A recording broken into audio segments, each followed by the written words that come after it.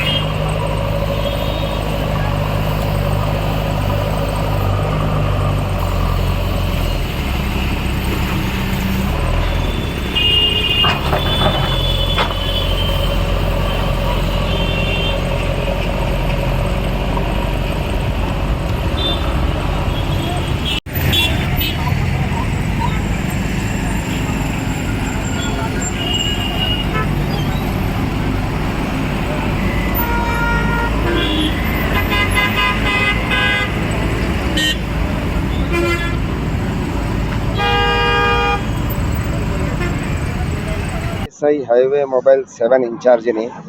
ప్రధానంగా ఇక్కడ అజీజ్ నగర్ చౌరస్తా దగ్గర బస్ స్టాప్ దగ్గర మొత్తం ఏంటంటే మొత్తం నీళ్లు లాగినాయి. ప్యాసింజర్ అయితే బస్సులో వెళ్ళే ప్రయాణికులకి అందరికీ చాలా ఇబ్బందులు అవుతున్నాయి. అక్కడ ఇబ్బందులై మొత్తం ప్యాసింజర్ అంతా రోడ్ల మీద నిలబడుతుంది. ఇక్కడ నీళ్ళు నిలబట్టేందుకు అటు నీళ్ళని మొత్తం మట్టి వేసి దానికి లేవెల్ చేసి ప్యాసింజర్కి ఇబ్బంది కాకుండా దానికి చదును చేయడం అయినది. SI highway mobile 7 ఇన్ఛార్జిని. ప్రధానంగా ఇక్కడ అజీజ్ నగర్ చౌరస్తా దగ్గర బస్ స్టాప్ దగ్గర మొత్తం ఏంటంటే మొత్తం నీళ్లు లాగినాయి.